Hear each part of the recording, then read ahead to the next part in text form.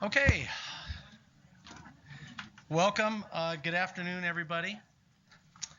On this cool, snowy afternoon in Spokane. I'm sure it's this much and more in the sites that are joining us today as well. I just want to welcome everybody. Telehealth December 10th. My name is Frank Chalet, and I'm hosting today's telehealth. And I'm currently a member of the Board of Directors of the Parkinson's Resource Center here in Spokane, Washington. First of all, I just want to wish everybody happy holidays. If all of you in the remote sites could see this room, it's filled with red with Santa hats, and it looks outstanding, and we'll tell you what that's all about here in a little bit. But before we get started, certainly on behalf of the PRC, or Parkinson's Resource Center of Spokane, welcoming you all here today, and our rural sites as always for taking the time and energy out of your busy schedules to join us. As always, I want to take this time, especially as we wrap up the year, to thank all of our supporters and sponsors, especially Northwest Telehealth, Jim, who's producing today's program. They've done an outstanding job month in and month out, and so we thank them very much for making this all possible. And of course, our host, St. Luke's Rehab Center, for providing the spot that we have here in Spokane. Additionally, I'd like to thank Northwest Parkinson's, our partners on the west side of the state, for their ongoing support. Without them over the years, this certainly would not have been possible. So thank you again for supporting us this year. Albertsons, for their ongoing generosity year in and year out. They've been with us for a long time, and they are terrific.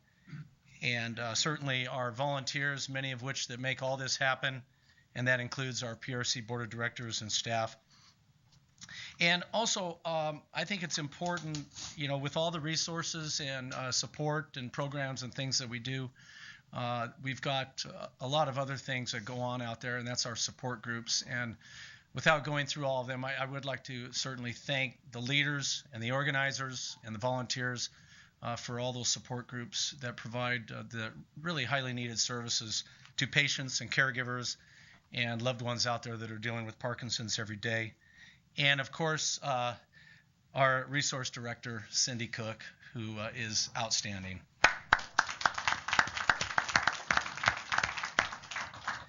And to wrap things up, before we get going here, before I talk about protocol real quick and introduce our featured speakers today, I would really like to thank everybody on behalf of the PRC for all of your support and donations over the course of the year.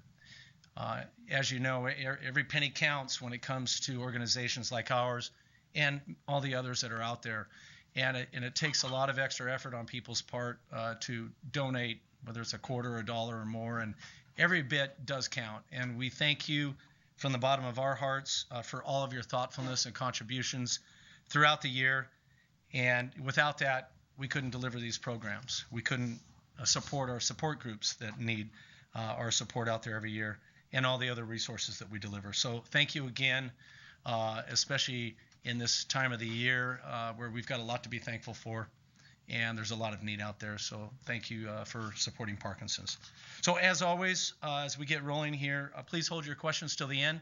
And the rural sites, if you would mute your microphones so we can make sure that each and every person out there can hear all the good stuff that's going to be shared today by our featured speakers. And again, we will always take attendance at the very end when we get into the Q&A. And one last announcement, and I'll remind you at the end of today's program, we're going to have a sing-along for the holidays by our wonderful Tremble Clefs here in Spokane. So without further ado, I'd love to introduce today's speakers. First, our famous PRC board member extraordinaire, Jamie Marks. She's a nurse practitioner who's been practicing in the Spokane area for 13 years. Everybody in this room perhaps knows Jamie. If not, you need to get to know her. She's fantastic. And she practices at Northwest Neurological, with whom many of you have gotten to know her at that facility. And additionally, I'd like to welcome Dr. Jonathan Carlson, who is a practicing neurosurgeon here in Spokane, who practices at Inland Neurosurgery and Spine. Today's topic is DBS, or deep brain stimulation, and Parkinson's. So without further ado, welcome.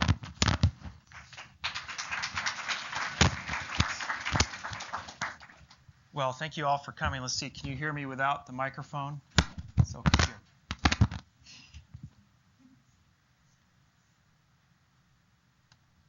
Okay, so a little side here. Can you all see my screen up here? Any idea where this picture was taken? How do you all know it's from Mars? Sure enough, this is from the new rover video. I got this picture off there, and I couldn't believe it. Look at that. It looks like the Grand Canyon or somewhere around in Arizona or something. Isn't that amazing technology that we have? You can take a picture on Mars and send it back to us. Well, I'm going to talk about some neat technology. It's not quite good enough to get us to Mars, but it can help some of you all. It's called deep brain stimulation, and I think most of you are pretty familiar with it now.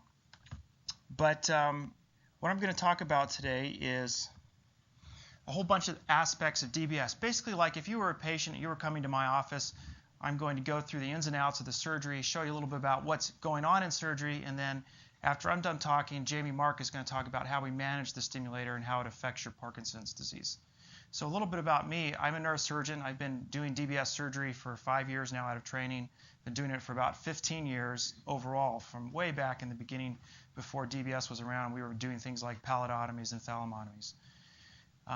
This is one of my passions. I think treating Parkinson's disease is one of the most exciting and enjoyable and rewarding things that I can do as a neurosurgeon because we can help people. A lot of what I do in neurosurgery has to do with taking care of catastrophes and people that are really sick. But DBS helps people. It makes their neurologic symptoms better. So we're going to talk about that today. A quick raise of hands. How many people here have a DBS system in? 1, 2, 3. So we've got some experts already in the audience, more of an expert than me. And you're always welcome to talk to them afterwards. Okay, so we're going to talk about what DBS is, what's the system, who is a good candidate for surgery, what will the surgery do for you or how will it help, and then what happens in surgery, okay? Okay, so DBS surgery is a device that we implant. It's a medical device. It's like a pacemaker, except instead of putting the pacemaker into your heart, the leads go into your brain tissue, okay? And it's composed of a wire in the brain called the intracranial lead, an extension wire that runs down to the battery pack or the generator that sits down under your clavicle like a pacemaker location. What does it do? Well, it electrically stimulates the brain. It's like taking a 9-volt battery on your tongue, except it's going in your brain tissue. Okay? It's a really small amount of electricity, so much that the battery packs will last several years. So it's a very small amount of electricity. But it stimulates the brain. It basically jams the brain messages that are going through the neural networks. We don't exactly understand how it works, but it's blocking the bad signals that are causing the tremor and the rigidity and the dyskinesia. That's what we think it does. We really don't understand. We figured this out. On this one, I think. Sorry. We're going to change microphones here. 1, 2.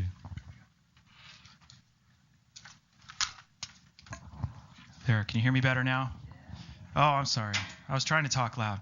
So we figured DBS out in surgery because before we burn holes in the brain with our little electrodes, we used to stimulate. And we noticed, well, we can stop the tremor when we stimulate. And that was the original discovery that led to the notion that we can treat Parkinson's disease and essential tremor with electrical stimulation of the brain. That's how we figured it out. Nobody came up with the idea until somebody was messing around in there and figured out that it works. Okay, now what is it? It's an amazing chance to make people better. But more importantly, what is it not? There's lots of bogus information on the internet, okay? It's not a cure, it's not a hoax, and it's not perfect. Okay, we're going to go through some of the details of that. First of all, let's talk about who's a candidate for surgery. To understand who's a candidate for surgery, you got to think about Parkinson's disease. And the way I approach it as a surgeon is to think of it in 3 stages, okay? The first stage is when you get diagnosed and you start taking your Parkinson's medicines, and they work fabulously. In fact, a lot of people wouldn't know you would have Parkinson's disease. The second stage transitions when the medicines start to have less effect. You start to get wearing off phenomena, so the medicines don't last as long. You have to take them more frequently, and then you get side effects like dyskinesia and the motor fluctuations, which we call on-off states. You're all familiar with that. The last stage is advanced stage, what we call stage 5 Parkinson's disease. And that's when you get rapidly worse off. People get stuck in a wheelchair, they have a hard time eating, and then they get sick from something and they end up dying. Okay, the last stage of Parkinson's, it's really hard for me to help somebody there. Okay, but in this intermediate stage when you have fluctuations and you're wearing off medicines and dyskinesia, this is where we can intervene and change what happens during the time course of your disease. We can bring you back up to a point where you were good and functioning, and we don't know how long it's going to keep you there, but it definitely keeps you more years in a good functioning state. Any questions about this graph? It's an important concept for you. Most of you folks are kind of in the A-B mode. If you made it here today, you're not in C.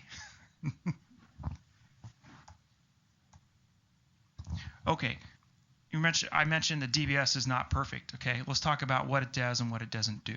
It doesn't fix all the symptoms of Parkinson's, but it fixes most of them. Biggest thing it does is it eliminates tremor. Now, tremor is a nuisance to most of you. Some people, it's so bad it can be really severe. DBS is really effective at taking away the tremor. I mean, some people will still have a little tremor, but the majority of the Parkinsonian tremor can be stopped with a stimulation. It helps with the stiffness. So the stiffness that's in your arms, the cramping sometimes in the morning called dystonia, it helps with that. It reduces the off time. So the time when your medicines don't work as well, it lengthens that out and reduces the severity of the ups and downs. I'm going to show you a graph on that. And lots of people have studied this. It affects and improves your activities of daily living. Some people it has improvements in how they walk. You know, if you're always stooped over, we tend to get you standing up more straight. Not in everybody, but in a lot of patients. Okay, here's what it does not help. Gait freezing. Gait freezing is a tough beast. Sometimes it gets a little better with surgery, but the majority of patients it doesn't get any better. People who talk really quiet, you can't hear them on the telephone, the quiet voice doesn't tend to get much better. Sometimes it even gets a little worse. People with really bad swallowing problems, they can't swallow, sometimes we make them a little worse with their swallowing function. Things it doesn't help, it doesn't make you any smarter than you are. Now, if you have Alzheimer's, you know there's a new trial that just is starting treating Alzheimer's with DBS in a different location. That's a very exciting thing. It doesn't help falling very much, and it doesn't really help your mood. If you're depressed, you're still depressed. Okay. Any questions there? Okay, let's talk about Parkinson's disease a little bit more broadly. And then I'm going to talk about how surgery will help each of these types of Parkinson's patients. I kind of think of Parkinson's as a flavor. There's many different flavors of Parkinson's, and you've all seen this just looking around the room today. Some people just have tremor. That's their main symptom. Some people don't have any tremor at all, just postural instability and rigidity and stooped posture. Some people get Parkinson's at a very young age, and they kind of have a special flavor of Parkinson's as well. They tend to very rapidly progress to motor fluctuations and dyskinesia and off times. And their dyskinesia can be very disabling. But most people with typical Parkinson's have a mixture of both of these. They start with a little bit of tremor, and then after a few years, they start having problems with walking and with postural instability, and they get a mixture of both of these. So let's talk about how Parkinson's helps these four types, okay?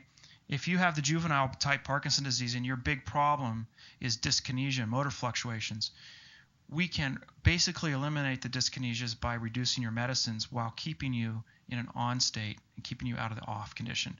Patients with young onset Parkinson's are usually the best candidates because they're young and healthy, and they do phenomenally well with surgery.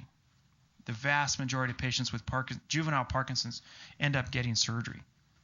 Tremor-dominant Parkinson's. If tremor is your main problem, we can make you look pretty good with a surgery. We can take away most of your tremor, and you don't have a lot of the other symptoms of Parkinson's, so you can go for a long time and do really well. The akinetic rigid type Parkinson's that has a lot of postural instability and walking problems and gait freezing, we can help them, but they don't get as much benefit as somebody who looks to mainly have tremor or young onset. We can make them better, but the visual effect and the overall effect on their quality of life is not as dramatic as some of these other types. So all of you fit into one of these categories, and that's the way I kind of think about what's going to happen if we do surgery. There's been a lot of research. There's hundreds and hundreds of papers on clinical outcome in the literature on DBS or Parkinson disease. Here's one from the New England Journal of Medicine. It's 11 years, 12 years old almost. And here's what they found before and after surgery in terms of mobility, good and poor mobility, and dyskinesia. This is on time without dyskinesia and with dyskinesia. So we really do make a dramatic effect on the dyskinesia and the motor fluctuation times. And this is a nice graph that shows the on-off time when you fluctuate with your medicines. And here's a before surgery curve. You get really high times in your day when you're dyskinetic, good times when you're functional in the blue zone here, and then times when you're off and the medicines aren't working. And after surgery, you still have some ups and downs, but we keep you in this zone where you're functional. Less dyskinesia, less severe off times. That's kind of the way we think about how the effect of the stimulation works. Okay, let's talk about surgery. First of all, before we get into the fun part,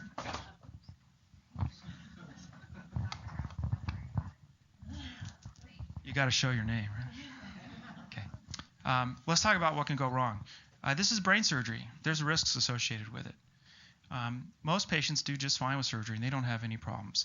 But once in a while, someone has a complication. So this is a list of the serious things that can happen. Most of the problems with the surgery are temporary. Confusion's really common. If you hallucinate at home in the evenings and sundown, you're probably going to do that in the hospital, and the surgery is going to make it worse for a few days. Okay, but it goes away. Some people get some mild temporary weakness on one side of the body, and that usually goes away within a few days. When we turn the stimulator on, we're close to some important areas of the brain that control swallowing and voice and strength and sensation. And so we can get side effects in those areas when we turn it on. So you can get tingling, what's called paresthesias, and you can get quiet voice, and you can get pulling of the face and dysarthria. Those are all things that can be usually programmed out of the effect, so we can get rid of that. Infection. This is the bad one. In fact, it's not bad, it's just common. Infection is about 5% of patients. That's my infection rate. A lot of research studies show 10 to 15% infection rates. I mean, it's really high. When a system gets infected, then we take it out with a surgery. We give you antibiotics. And if you were having a good effect from the surgery, a few months later we go and put it back in. So it's a fixable problem. It just is a pain in the rear. These systems are made out of plastic and metal, and because you're always moving around, they sometimes fracture, and the leads can move, and they can slip out of the brain, they can break in the neck, and so sometimes we have to revise those wires when they break. Okay, permanent problems. Hemorrhage in the brain is about 1 out of 100 patients. When you have a hemorrhage, usually it's small. Sometimes we see it on a picture and we don't even notice the symptoms. Once in a while, it can be big enough that it causes basically a stroke. So you have weakness, maybe some speech problems. Most people, when that happens, after a few months, those symptoms go away. But some patients are left with a permanent deficit. If you look at the really big research studies where doctors report 10 years of doing surgery, there's actually a death rate. Usually the death rate is either from a giant brain hemorrhage or a heart attack. And most studies look at about 3 out of 1,000 patients that have this problem. So it's pretty low chance of having a really bad effect. Okay, let's talk about surgery. Any questions about who's a candidate, who's not a candidate? Maybe it's the dull gray day outside today. I don't know. Nobody's got questions. Yes? I'm curious about what you said regarding depression, because I thought I saw that they're doing experimental research using this for chronic depression. Yeah, the question was how come depression is not helped by DBS for Parkinson's disease when we are using it for treating patients with depression? Exactly. When we're treating for depression, the wire goes in a completely different part of the brain that's involved in the emotional system instead of the motor system of the brain. That's the simple answer. It's a lot more complicated. Yes? Yeah. Okay, let's talk about surgery. First of all, I'm going to talk about the treatment plan so you understand what is involved in the treatment. And then I'm going to show you a video from the operating room. It's about 8 minutes long. And it's much easier to show you than to tell you what happens in surgery. Okay? So DBS surgery is actually 2 surgeries. The first surgery puts the wires in the brain, and the second surgery puts in the battery packs. we usually wait a week between the two surgeries. So this timeline here shows you surgical evaluation, medical evaluation. We do a heart EKG and we do some laboratory work, things like that. We get an MRI of your brain, make sure you don't have a bunch of strokes. And then we do surgery. So the first surgery involves a bunch of steps. Part of that surgery, you're awake. It's kind of fun. Usually patients spend one night in the hospital after the first surgery, and then they come back a week later. We put the battery pack in. That surgery is under general anesthesia, so you're completely asleep. You don't feel anything there. You spend one night in the hospital from that, and then you go home. And then you see the neurosurgeon several times after that. Usually 2 weeks, we take your stitches out and make sure you're doing okay. And anywhere from 2 weeks to a month after we implant this whole system, then you come to the office and you get programmed. And the programming is a very complicated process, which is what Jamie Mark is going to talk about. And it requires a very skilled professional to change your medicines, to turn the stimulation up, to find the right pattern of stimulation to get the best effect. This is a long process. It does not happen overnight. It takes several months of getting it tuned in to get it set right. It's kind of like, a shortwave radio. You guys all have shortwave radios, don't you? A couple, right? You got to tune that thing and play with it, all the different dials until you get it just right. It's a lot like that. Okay, what's the key to success of the surgery? Well, there's really two parts to it. The key to success of DBS surgery is accurate electrode placement, which is my job. That's the surgeon's job, to get the wires in the right place. If they're in the right place, then the second key is experienced programming and adjustment of your medicines and the stimulation. You can't just go and have surgery and then be done with it. This involves a lot of follow-up and a lot of special attention and care beyond your regular Parkinson's disease. So you got to be willing to come to the office more frequently for visits.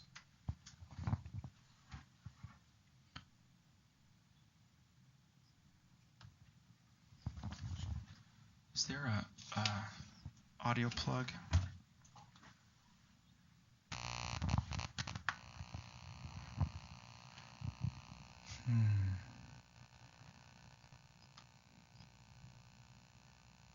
Okay, this is a.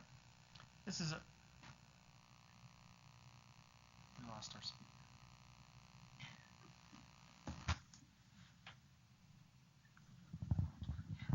There we go. I think I hit the bottom.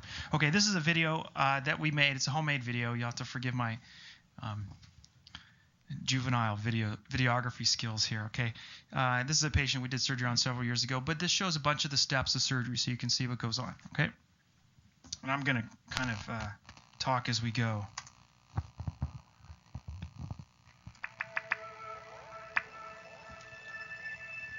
in the pre-op area here. Okay, some of this is kind of long. I'm going to skip through it. So when you come to surgery, we get you checked in, and then we put the frame on. The frame is required for accuracy. The spot that we're going to put this in your brain is really small. It's about the size of a pearl. And so we put this frame on. We numb up your skin, and once the skin is numb, then we screw these 4 pins into the skull. This is the worst part of the day. But once it's like the dentist, right? Who likes to get your teeth drilled at the dentist? Everyone hates it, but they numb you up, you get through it. Okay. So after this, we take you for a CAT scan, and in the CAT scan, coordinates for the targeting. You get to listen to me talk twice. So we take you for a CAT scan. It's a quick picture. It's a large bore imaging. It takes just a few seconds. And then that picture is brought to the operating room.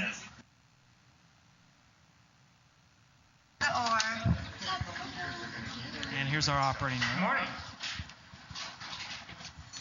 So we get you positioned on bed. We make sure your neck is nice and comfortable.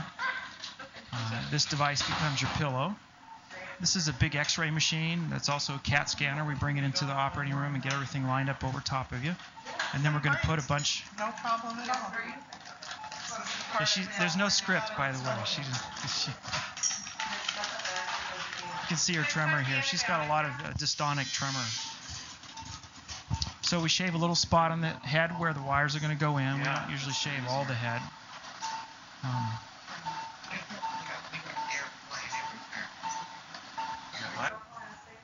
And we get you all clean, kill all the bacteria.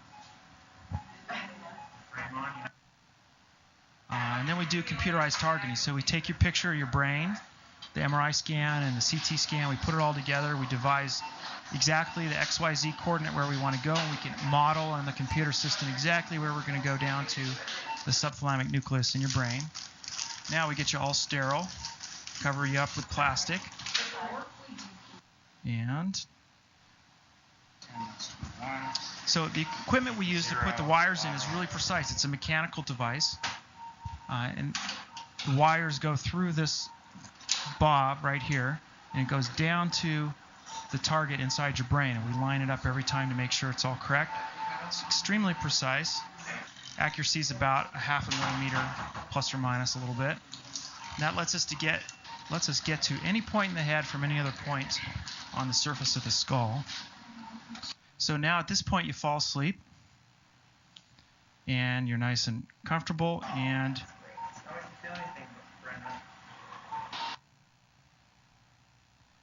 we drill a hole in your head, and then you wake up. I'm trying to skip that part. Oh, there we go. Sorry. You're asleep for that. You know, it's a big dentist drill. Okay, so we got this little hole in your head about the size of a nickel. And we've got this big complicated device that we use to advance the wire into your brain. And before we put the big wire in, we listen to your brain cells with a little amplifier. You hear these little popcorn sounds? So these are the neurons in your brain. So while you're awake, we can find the neurons. Here are the ones. So we find cells, the neurons in your brain that are synchronous with tremor. That helps us know we're in the right spot. Very cool technology. We test the cells to see if they have a response to motor stimulation.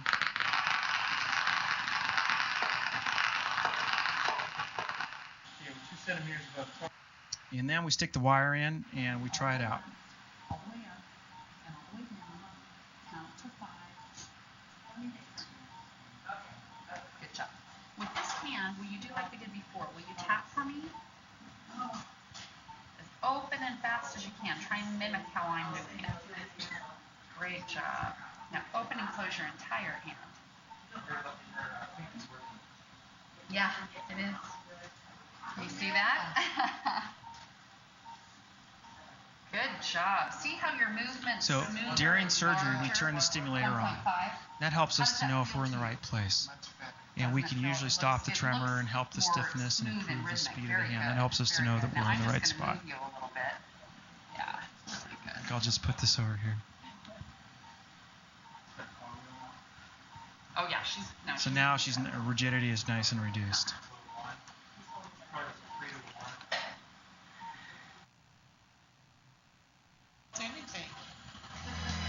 There you go, happy patient. Okay.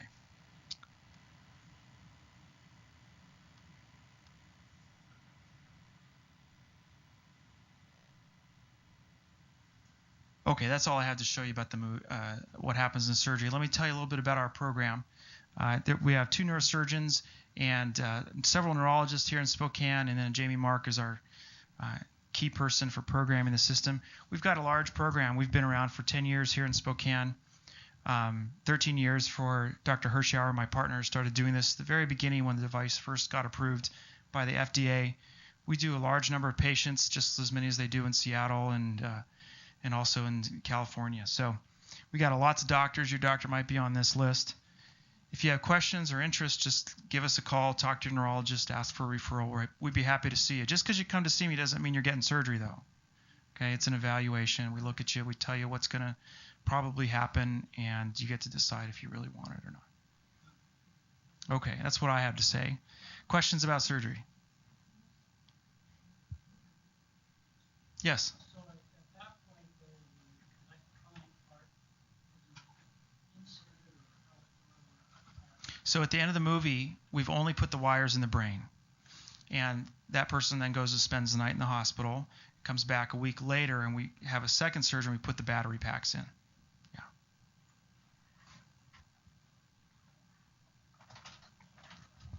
Yes?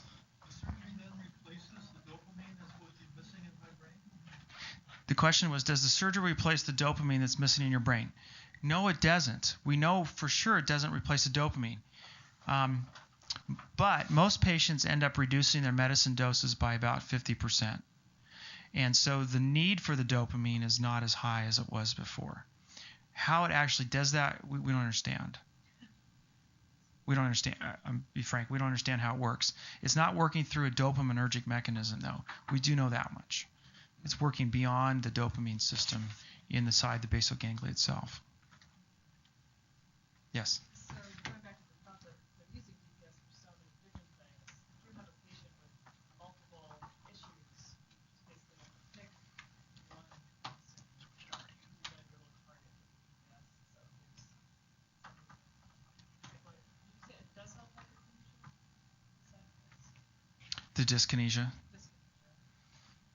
You're also using this with those Tourette's syndrome on occasion? Yes. Okay.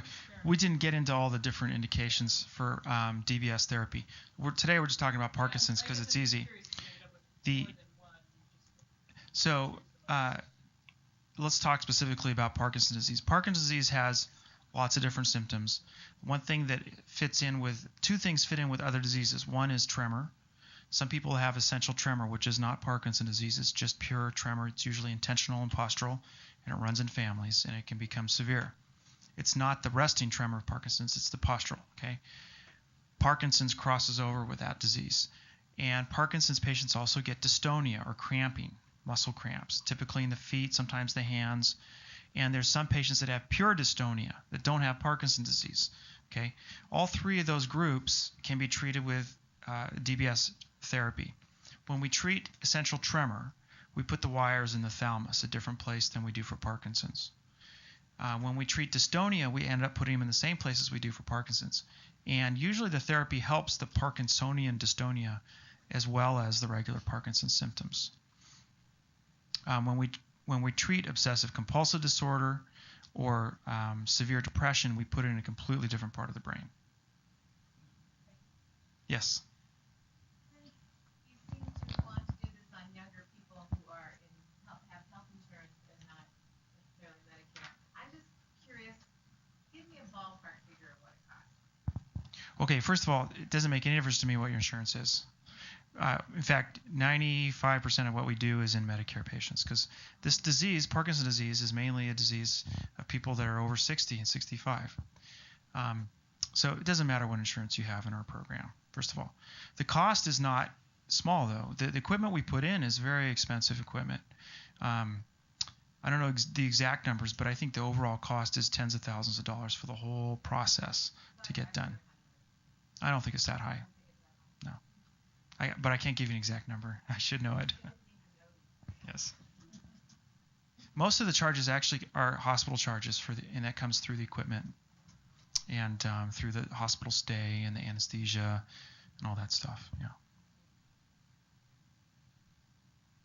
What's the average age? Average age is about 70, 65 to 70. There's no age limit.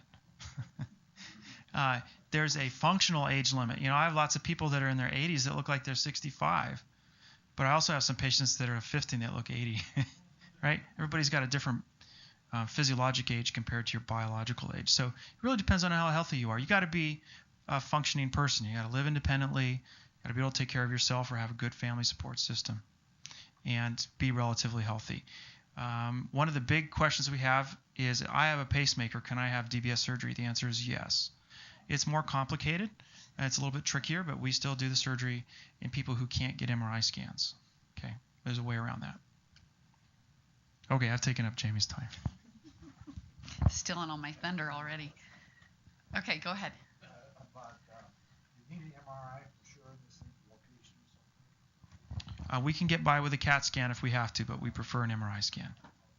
Have a metal half of your brain. Aneurysm clip? Recommend not to have an MRI. Yeah, then we can use a CAT scan. Yep. Okay. At the end, we'll also entertain questions that both Dr. Carlson and I can answer as well. Thanks for having me. My name's Jamie Mark. I'm a nurse practitioner at Northwest Neurological, and we actually started doing the surgery before I was here, but about 15, 16 years ago with Dr. Jeff Hirschauer. And I will, in February, have been here about 13 years doing deep brain stimulation. So our team has a wealth of experience, and it's something we really enjoy doing. And in my talk today, some of what you see listed on the handout is a bit of a repeat from Dr. Carlson. So I'll go through that a little more quickly, but then I kind of want to talk about follow-up after the surgery. And then we have 2 patients with us today who've had the DBS surgery done that have been willing to come up and kind of explain what their process was like. One gentleman's had it for just about 6 months and the other for 3 years almost. So you can see kind of variety in time and what people notice with the DBS stimulation. But I think it's always nice for patients to have the opportunity to speak to other patients about this surgery and what it was like for them. On the question of cost, just from patients that I've talked to, they say it is over $100,000 as what they see in the billing, but that doesn't necessarily mean that that's the full payment that's completed. So I guess as a ballpark, that's kind of what I've heard from the entire cost. So again, Dr. Carlson kind of went over, how does the stimulation work? We don't know the exact answer. There's an idea that it overrides hyperactivity from that area of the brain that doesn't know what to do from the lack of dopamine. There's an idea that it re-regulates the cell firing pattern to allow the cells to fire more normally.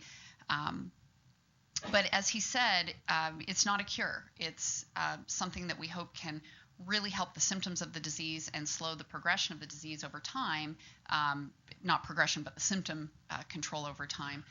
But it's not something that we know is curative or neuroprotective by any means.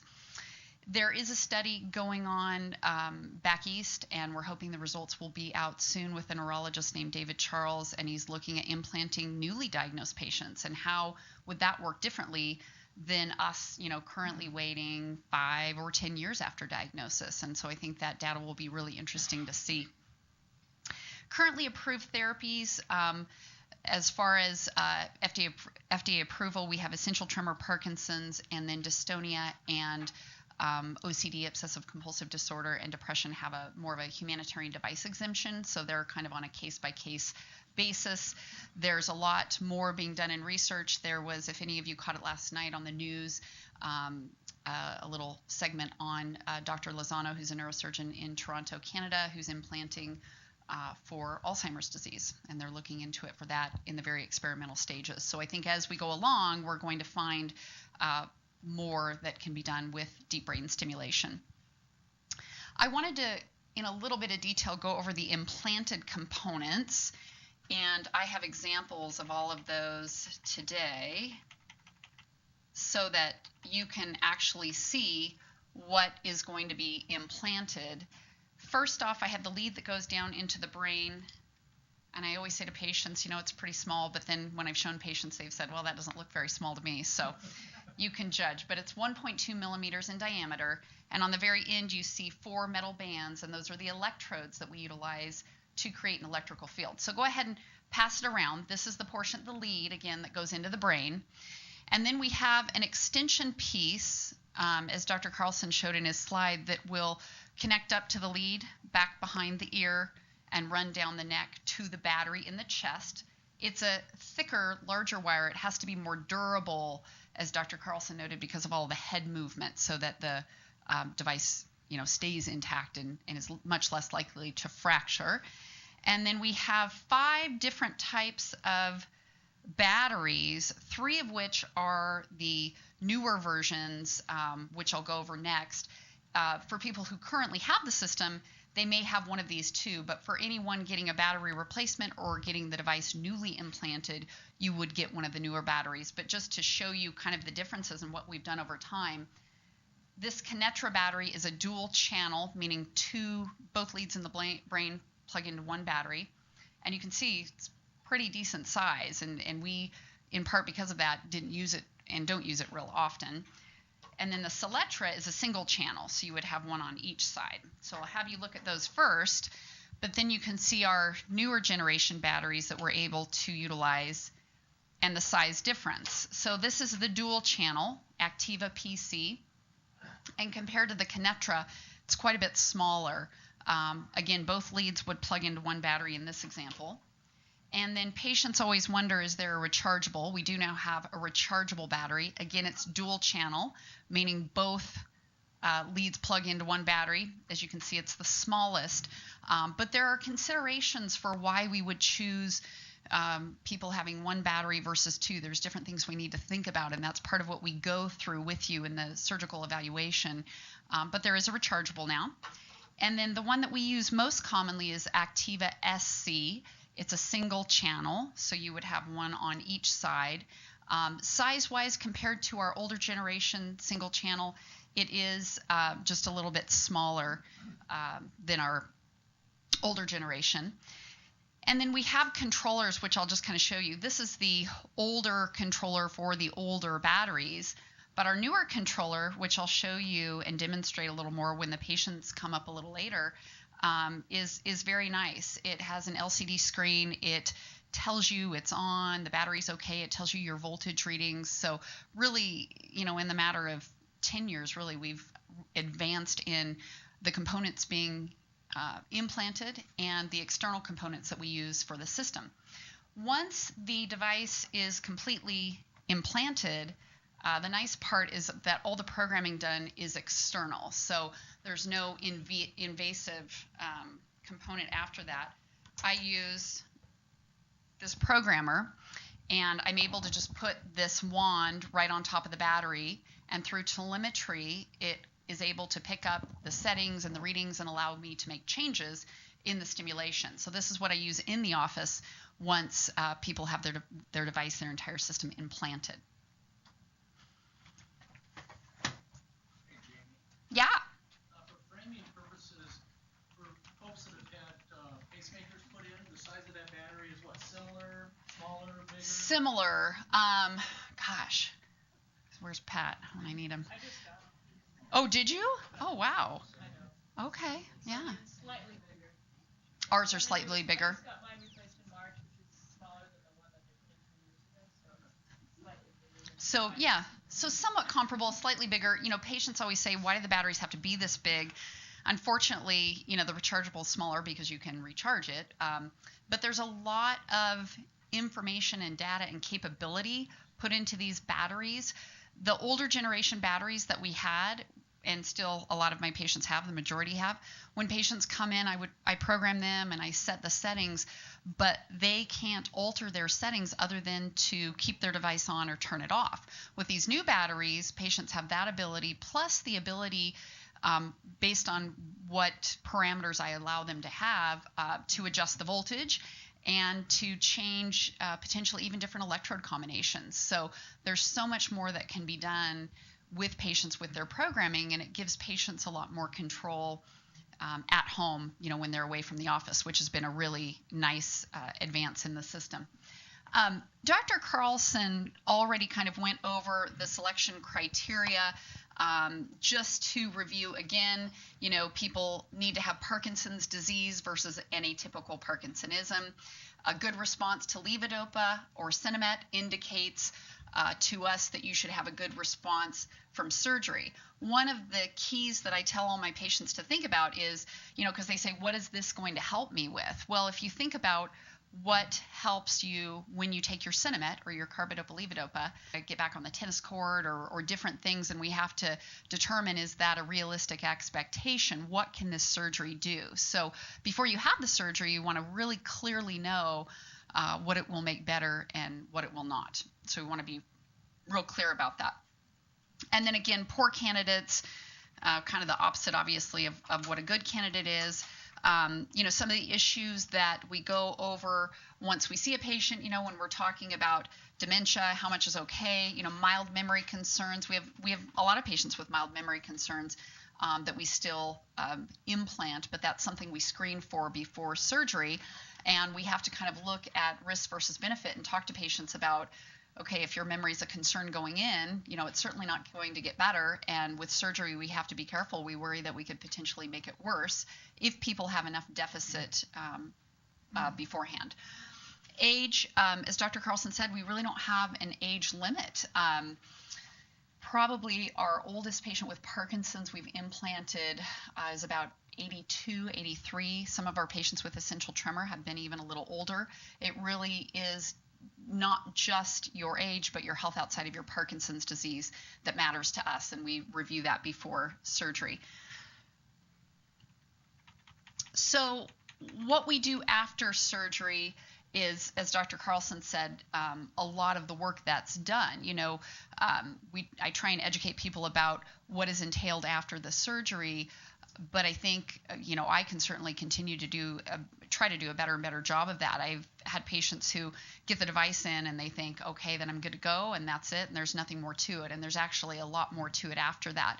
I usually will do my initial programming roughly 2 weeks to 3 weeks after the lead is implanted. And what I tell patients to think about is when we do our programming and we're starting off with it, it's kind of like starting a medication. You wouldn't give someone the highest dose of medicine at the first visit, as you wouldn't set their stimulator as high as you could at the first visit. You start low, you see what the patient tolerates, you see what benefit they have, what side effect they have, and then you slowly increase it over time based on symptoms and their response and whatnot. I see people, if they can come in based on where they live, every 2 to 3 weeks for the first couple of months. And then assuming they're doing okay, we spread it out to every 2 to 3 months. And then from there, it really depends on how people are doing. I usually won't let patients, I don't like them to go any longer than 6 months in between our visits, because we need to check the battery and the circuitry and see how they're doing with their medicine and everything else. But I have some people that, you know, have had this for many years and their Parkinson's is more advanced and there's a lot more we're working on, and I might see them every 6 to 8 weeks, you know, so it kind of just depends individually on how people are doing. But obviously the hope is 6 months after you've had the surgery, we're able to spread out the visits and you know, see each other less frequently, which is nice for most patients. The other part of stimulation is the medication. The area that we most commonly implant in the brain is called the subthalamic nucleus, or the STN, and on average we're able to reduce medicines by about 40 to 50%, but that's not done all at once. It's done slowly over time, and so it can take months titrating off those medicines. I usually like to start by getting rid, if any of you are familiar with dopamine agonists, those are Mirapex, Requip, now the new Pro Patch. More of my patients have a little difficulty tolerating that, so I like to try and reduce that down and potentially get it off their list altogether first. The exception to that is if people have restless leg syndrome along with their Parkinson's. We can sometimes reduce it, but they still might have to take some at bedtime to keep them comfortable. And then we work even on the carbidopa-levodopa, seeing if we can reduce that down and make it better as well, or allow you to have less of the dosage. But again, the titration is slow. We do it over, you know, weeks to months. It's not a real quick process. And that's part of why it takes multiple visits to get things stabilized, both with stimulation and medication. In doing DBS surgery, you know, in general, we've here in Spokane, we've had really good success, and I think we've helped a number of patients. But as Dr. Carlson said, every patient is different. Some patients get more benefit in one area versus another. I think the key that I've learned over the years is that we shouldn't be waiting too long. If we wait too long and people have progressed or had too much disability, we can't help them as much as we could have had we done this earlier. So that's what I try and keep in the minds of patients. I mean, at the end of the day, it's each patient's decision whether or not they want to have this. But if they're going to do it, we want to do it earlier versus waiting too long. And again, too long isn't any specific number. We need to address that with each individual. But certainly that 5 to 10 year window after diagnosis seems to be a good time period to really be looking at deep brain stimulation. So what I'd like to do now, and then we can get to some questions, what I'd like to do is have both of our patients come up if they would. And I'd like each of them to just be able to explain to you a little bit about what they thought about their surgery and their after surgery follow-up. It's important to get this through the eyes of patients. I always say to my patients, you know, I can give you all kinds of facts and statistics, but I have no idea what it's like to go through this process. And so I think hearing it from them, the good, the bad, everything, is important. So we'll start with Mr. Phillips here. You were implanted in August. of 2012, so he's newer to have it. When Jamie actually proposed this procedure to me, I was adamantly opposed to somebody sticking something in my brain. It wasn't something I wanted to do. And I thought if that's what they have to do, then there's no way it's going to happen. But after having it for about 3 or 4 years, my health had deteriorated to the point that I was pretty sick. And so I said, what do I have to lose? So I did it, and it totally made a difference in what I was doing. I was rapidly declining in health, and so I've got my health back. My wife started crying when the therapist came in right after the third. They didn't even turn on the battery. They just had tested it. And then the therapist came down to make sure all my motor skills were up to snuff, and I was doing things then that I hadn't done for years. My wife started crying and saying, I have my husband back. So it does make a difference. What would you say to you is the worst part of going through DBS?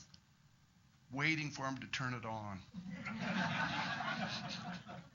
Because once you feel it, you've got a taste for what it's going to be like, and then they wait, a week after they put everything in, and that week, it was the longest week I had. And I wanted to go on vacation, and we wanted to go over the coast, and we bought rented out a cabin for a week on the ocean, and I wanted that done real bad, and so that was the worst part. Okay, the waiting.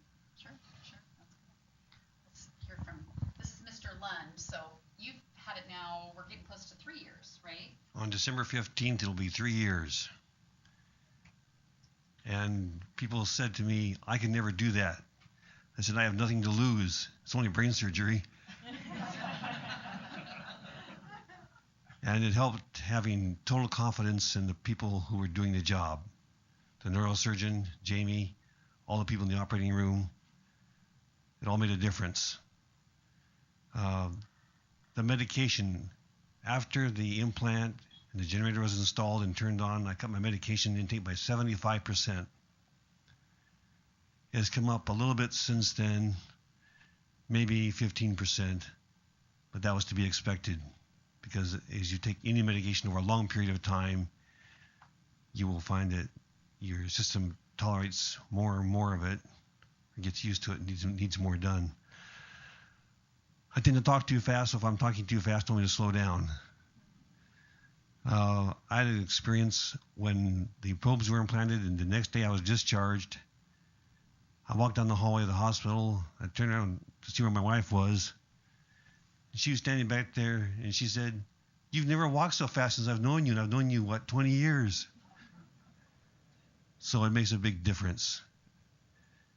And I've been asked by various people, could they have it? And I said, each case is different. You have to go through the qualification process, but there's nothing to be afraid of. Chuck, what was the worst part to you going through it all? The worst part was having that frame screwed on my head. But everything was done to minimize the discomfort. So it was well worth it. I will be eternally grateful and thankful to all of you on the surgical team and on the people who on the support teams who helped out with this. Thank you.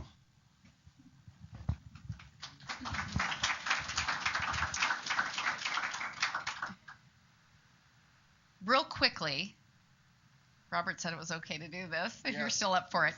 Yeah. Robert has a lot of tremor, and so if we turn his device off, just for those of you to see, tremor has a really quick response. So for you to be able to see, we turn it off and kind of maybe what things look like.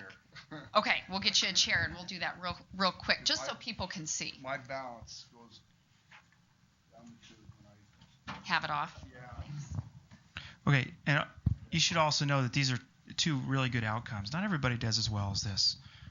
Some people, they do okay, but these are good outcomes. That's why they're here.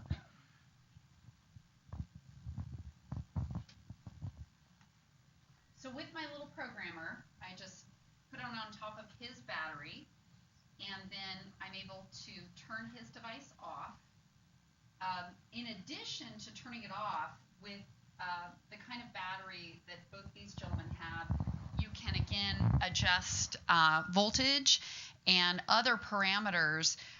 What's nice is that patients, again, have a little more control. It's kind of like at home with your medicine. Sometimes you might take a little more, sometimes you might take a little less. And now with stimulation, with the ability to adjust, you can do some of that as well. So you can see pretty quickly here, within a minute or so, we've got some return of tremor. Anything other than tremor that you feel? It's spacey. What I call being spacey. Everything is surreal to me. It doesn't seem real. It seems like it's a dream. You can't focus really on anything, and you just feel a sense of you're lost in this disease, and it gets harder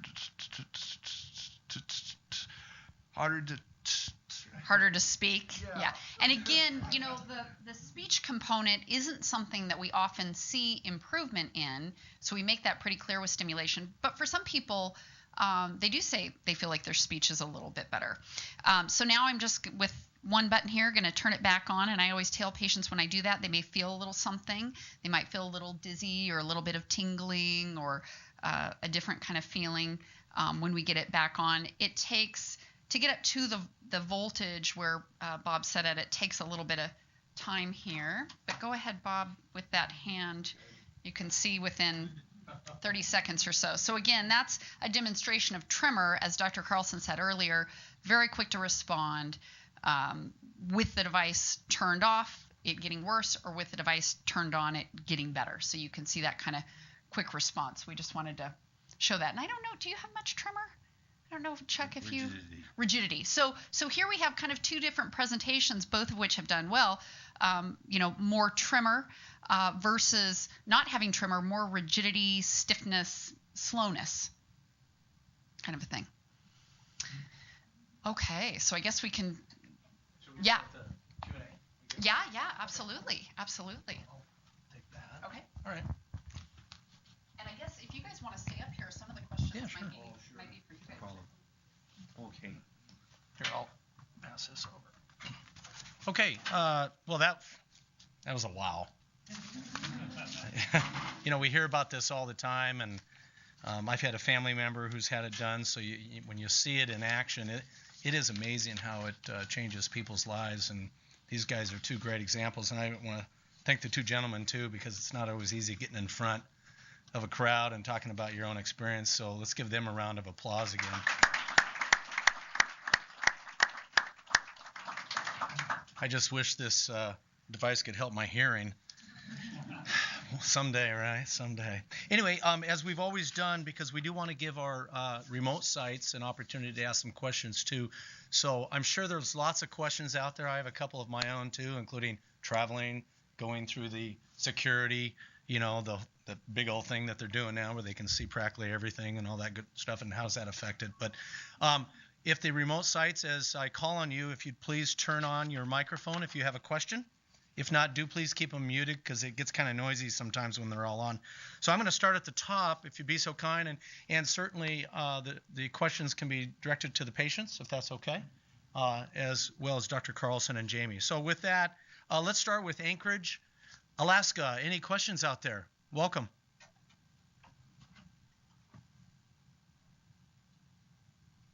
We can always come back. Okay, Billings, Montana. No questions. Good presentation. Thank you. And how many were there today? 2. All right, thank you. Clarkston, Tri-State Memorial. Good afternoon. Really enjoyed the presentation. We have 16 people attending, but no questions today. Thanks. Thank you so much. Have a great holiday. Kootenai Medical Center in Coeur d'Alene. Yes, we have 9 people here today. Thank you very much, and no questions. All right, thank you. Well, I have one question. Oh, I'm sorry. We do have a question. Please do. My name is Dick Larson. I'm here for my sister, who's Dr. Greeley and another neurosurgeon some years ago operated on her head for plethora she has in her eyes and face. And she's on Botox shots for that. But her tremors in her hands now have reached a limit where she can't take any more Mysoline than she's been taking. Is there a profile of available research results for categories of age and symptom and the results of the process of the deep brain stimulation, to be able to determine the probability of the outcome based upon health, age? Is there some consolidated database you've put together, like in other medical processes? Oh, sorry. Yeah, poke the bottom again. Is the question for someone with essential tremor? Is the question for someone with essential tremor or Parkinson's disease? Parkinson's Okay. tremor. So, what we find in general, as in with most surgeries, that certainly when patients are older, we might see more comorbidities, diabetes, high blood pressure, those kinds of things. That puts anyone at a higher risk in having surgery, no matter what the surgery is. So certainly it would be our preference to operate on people when they are younger. However, we have, again, no age limit, and it really depends on the patient's overall health as far as if they're a good candidate, if we feel they could get a good outcome, their health outside of their Parkinson's disease, and the risks that they would present for with surgery. Well, she's 65 years old, and she's healthy. She exercises. Yeah, to be a little more specific, there's been a lot of research outcome studies, and the average improvement, if you look at the UPDRS, is around 40% in the motor scale. But there's improvements anywhere from zero, no improvement, up to 60 or 70% reduction in motor scores. So everybody's response is a little bit different, and if she comes to visit us, we can give a good guesstimate if she's going to have a lot of improvement or some improvement. It's kind of hard to judge without seeing her, but she's welcome to come over and see us if she likes. Thank you. Thank you for your question. Okay, let's move on to Providence Mount Carmel Hospital in Colville. Any questions? We have no questions, and there are 4 here today. Thank you very much. Lovely presentation. Thank you. Dayton General Hospital.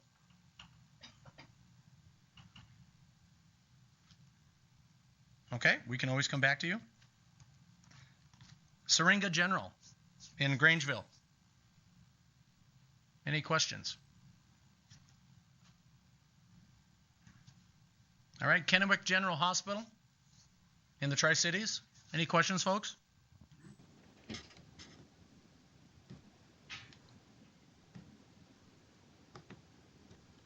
All righty. Evergreen Healthcare in Kirkland. Welcome. No questions, 2 people. Thank you very much. Miles City, Montana. Yes, Miles City, we have 7 smiling souls, and we don't have any questions. We have a gal here that has had it done, and that was a great presentation. Thank you. Were you Merry guys Christmas. the ones that had the dog with you last time? Yes. No dog today, huh? Yeah. All right, well, thank you so much. He didn't have it, though. I'm sorry? I say the dog didn't have it. Oh. Merry Christmas, guys. Yeah, same to you. Samaritan Healthcare in Moses Lake. There are 3 of us, and we don't have any questions. Thank you for the presentation. Thank you very much. Mid-Valley Hospital in Omak.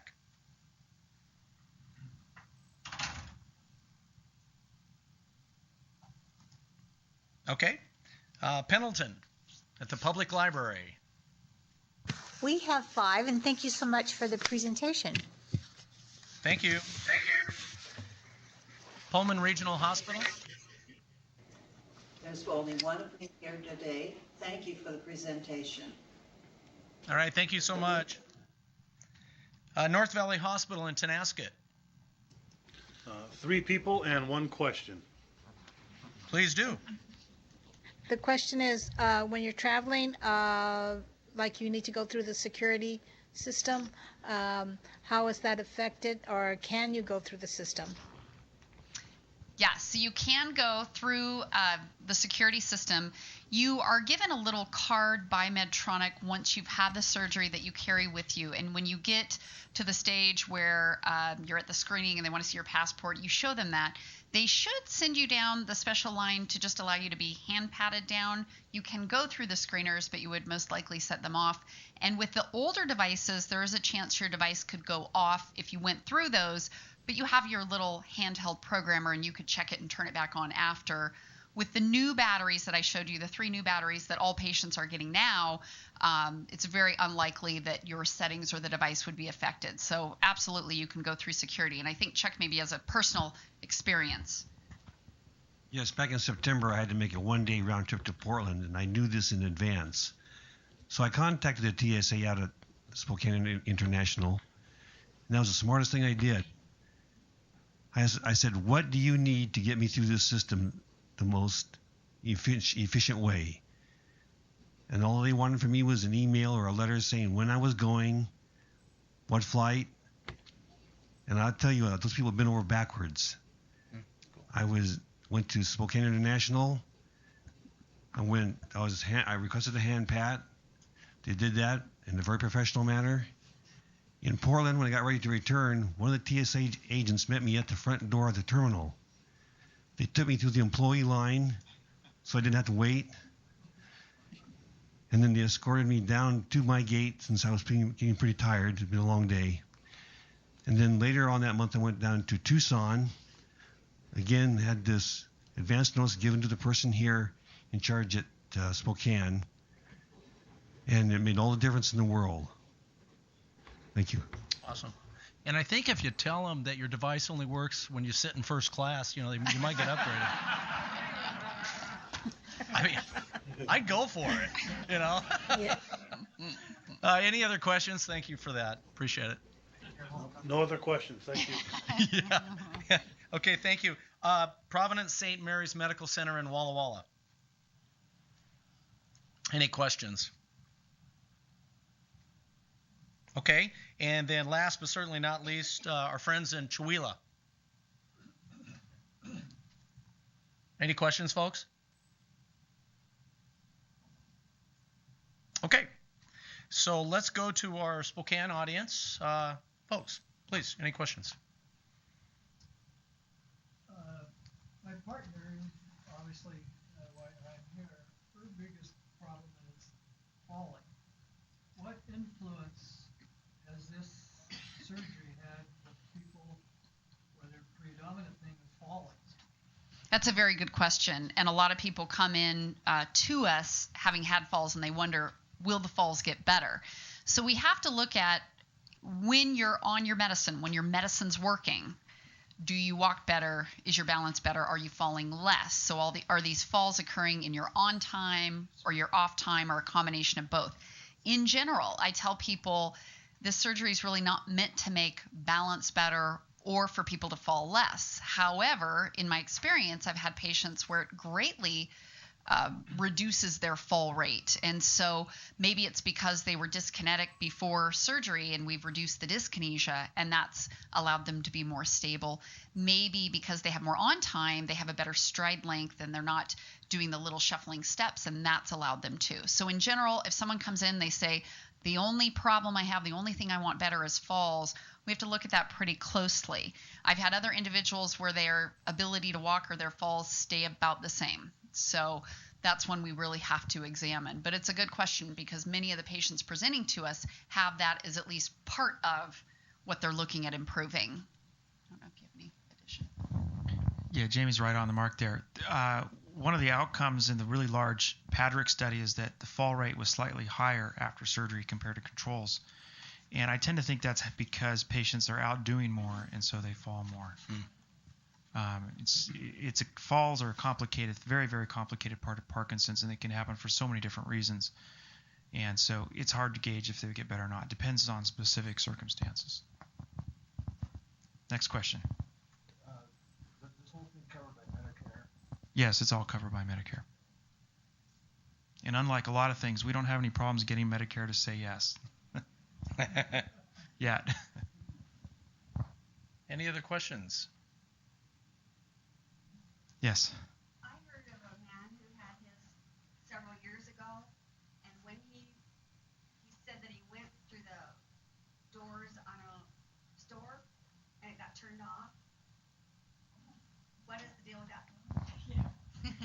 So with those older generation batteries, they have an internal, it's called a magnetic reed switch. And so years ago, we used to actually have people turn them on or off with a magnet. And so until these new generation batteries were made, that's still in the old batteries. When you come in close enough contact with a strong magnet or electromagnetic field, it could potentially turn your device off. It's not that common that it happens, but with those older generation batteries, I certainly see it. Now, patients, again, have their little controller, so, you can keep that with you, and if that did happen, you can turn it right back on right away. But if you didn't have it with you, you'd have to wait until you had access to it to turn it on. The good news is those new batteries do not have that, very unlikely to be affected by a magnet, and so the risk of them turning off in those situations or others is minimal. I haven't had any patients yet who it's happened to. So the newer generation batteries, much less likely that that would occur. So for the rechargeable battery, it depends on your settings and how high those are, your voltage and different parameters that we utilize. The people that we're electing to put the rechargeable batteries in are those that we believe before surgery are going to need high stimulation levels, and those are more often people with dystonia. But I do have some Parkinson's patients that once they've had the regular battery in, it goes in a year and a half, 2 years, and we decide to convert them to rechargeable. In general, you can do it whichever way you want. I have some patients that charge themselves every single day for 15 minutes, for example, or I have some people that wait 10 days and do it for 4 hours in one block. So it's very flexible as far as how you recharge. And so far, all of my patients who have the rechargeable do not think the recharging demands are that excessive compared to the benefit that they get of 9 years of battery life. The rechargeable, regardless of the settings I program in, will last for 9 years. So. Any other questions? Okay. Well, I'd like to thank our speakers, Dr. Carlson, Jamie Marks, and our two guests, and let's give them another round of applause.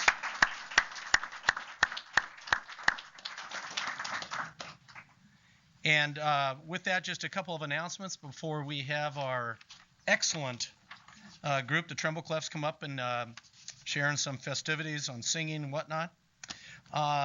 The next telehealth for everybody is Monday, January 14th. And Cindy, that'll be hosted out of Spokane. Okay, that'll be hosted here in Spokane. And the speaker is Carla Carnegie, and she's a musical therapist, so her subject will be music therapy. And as always, as we come into the new year, if you have any ideas for future topics in 2013, please send us an email, talk to us when we're here, provide some inputs on that if you have some specific things that you're interested in. And as always, you can get the DVD of today's program by either calling the PRC or by going onto our website. So again, thank you to our speakers and our hosts and everybody out there. And I certainly wish everybody a wonderful holiday, and we're just so blessed to have you with us. And so please be safe. And with that, I'll turn it over to the Tremble Clefs. Okay, Dr. Carlson mentioned two things there that deep brain stimulation would not help: hypophonia and mood. Well, the Spokane Tremble Clefs have a 100% success rate in addressing both of those items. And we don't play with your brain to make that happen either. Okay, today's program, it'll be a short program, about 15, 20 minutes, and it's a sing-along, and we'll have the lyrics up here for you. The Tremble Clefs have been, Spokane Tremble Clefs have been in existence for, this is our 8th year. We were started by Ruth Polnick, who's in the audience here, and she's a member of the Tremble Clefs. She has Parkinson's, and it was co-started with Sarah Nielsen, who is a speech-language pathologist. Currently, my wife Shirley and I work with the Tremble Clefs. We've been with them for 6 years. Our music director is Pam Baldwin, who is an experienced choir director. And we have music therapist Donna Douglas is our accompanist. And we have Doreen Nicholas, who is a director of the speech clinic at Eastern Washington WSU here in Spokane. And she provides students, we train students in speech language pathology to help folks with Parkinson's. So with that, we'll get underway with our program.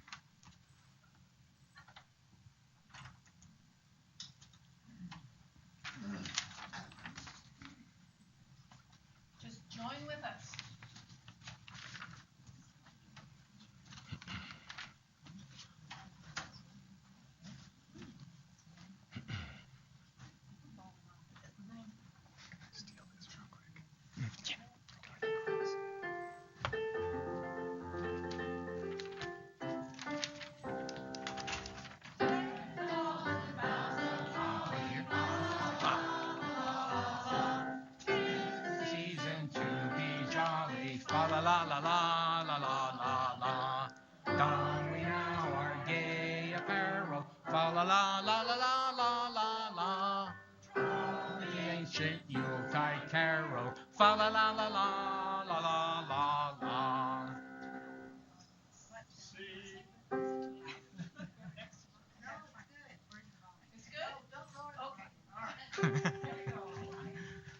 See the blazing yield before us. La la la la la la la. La la la la la la la la la. Follow me in merry measure. La la la la la la la la. While I tell of Yuletide treasure. Fa la la la la la la la la. Very nice. Nice job. Very nice.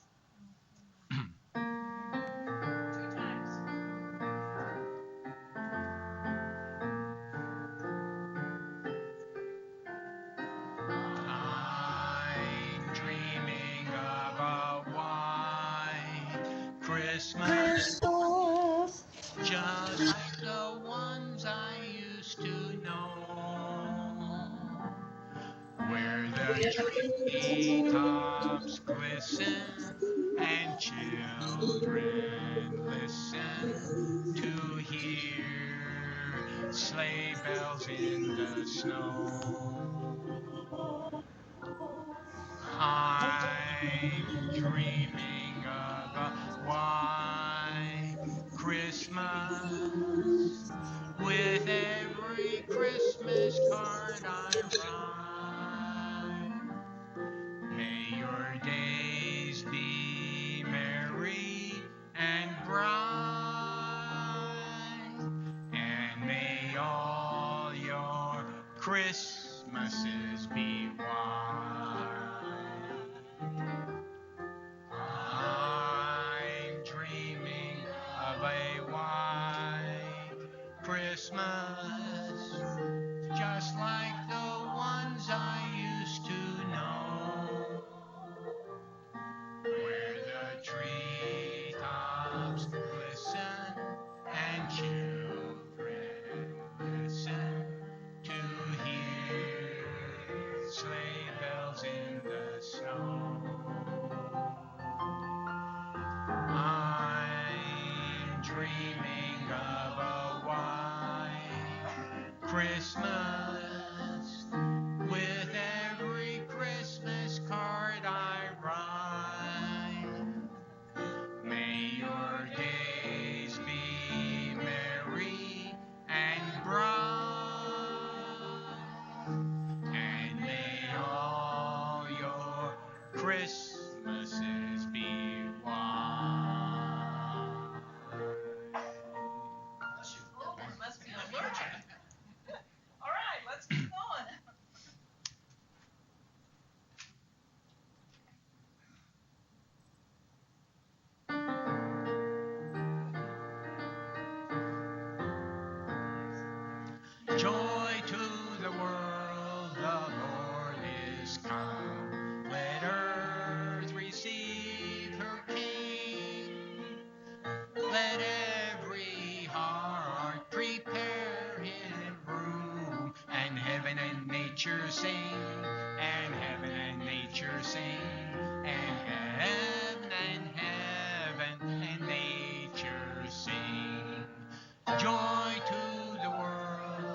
Savior reigns. Let men their songs employ, while fields and floods, rocks, hills, and plains repeat the sounding joy, repeat the sounding joy, repeat, repeat the sounding joy. Very nice. Nice.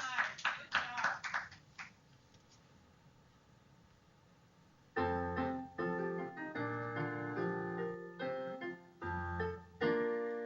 Have a holly jolly Christmas, it's the best time of the year. I don't know if there'll be snow, but have a cup of cheer.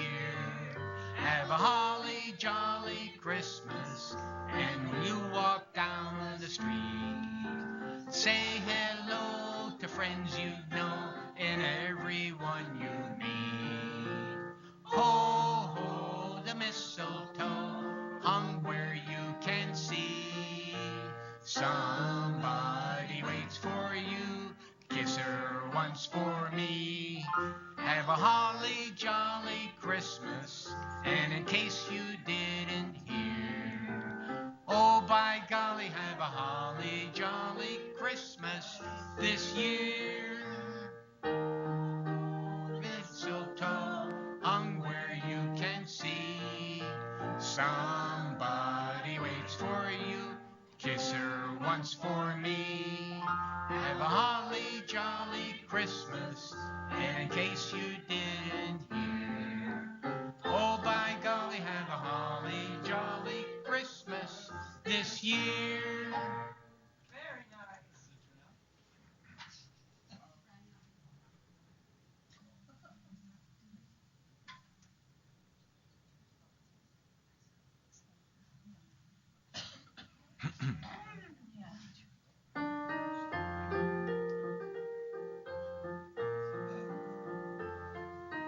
I saw Mommy kissing Santa Claus underneath the mistletoe last night. She didn't see me creep on the way to have a pee. She thought that I was tucked up in my bedroom fast asleep. Then I saw Mommy tickle Santa Claus underneath his beard so snowy white. What a laugh it would have been if Daddy had only seen Mommy kissing Santa Claus last night.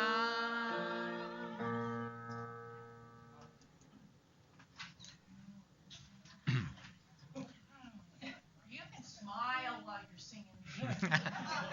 You remember, we're improving your mood too. Good.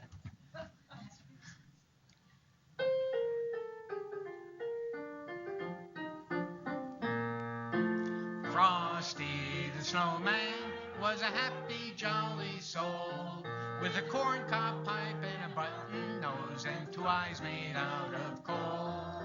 Frosty the snowman is a fairy tale, they say. He was made of snow, but the children know how he came to life one day. There must have been some magic in that old silk hat they found, for when they placed it on his head, he began to dance around. Oh, Frosty the snowman was alive as he could be, and the children say he could laugh and play just the same as you and me. Thumpity thump thump, thumpity thump thump, look at Frosty go. Thumpity thump thump, thumpity thump thump, over the hills of snow.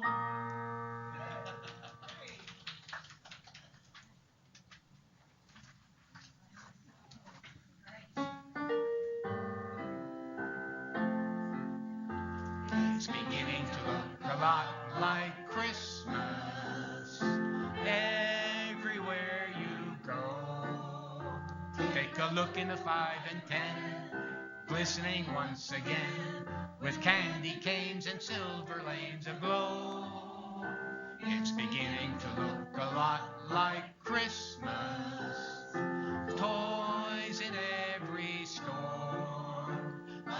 prettiest sight to see is the holly that will be on your own front door.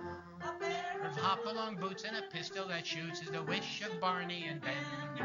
Dolls that will talk and will go for a walk is the hope of Janice and Jen. And Mom and Dad can hardly wait for school to start again, beginning to look a lot like Christmas everywhere you go. There's a tree in a grand hotel, one in the park as well, the sturdy kind that doesn't mind the snow. It's beginning to look a lot like Christmas.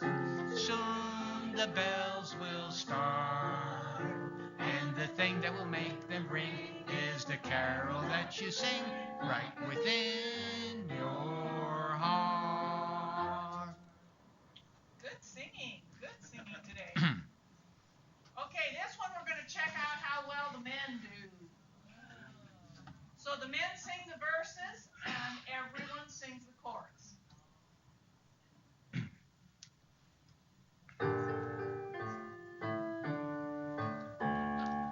We three kings of Orient are, bearing gifts we traverse afar, field and fountain, moor and mountain, following yonder star. Oh, star of wonder, star of night, star of royal beauty bright, westward leading, still proceeding, guide us to thy perfect light.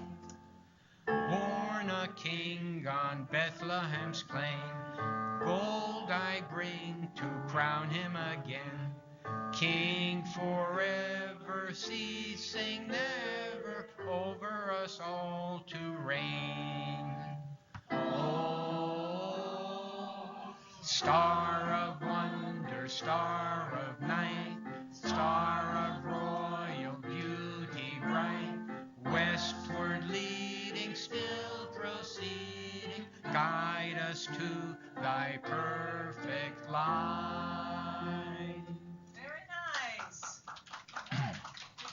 Great job. And our very last one, sing up. It might be your last chance to sing this season.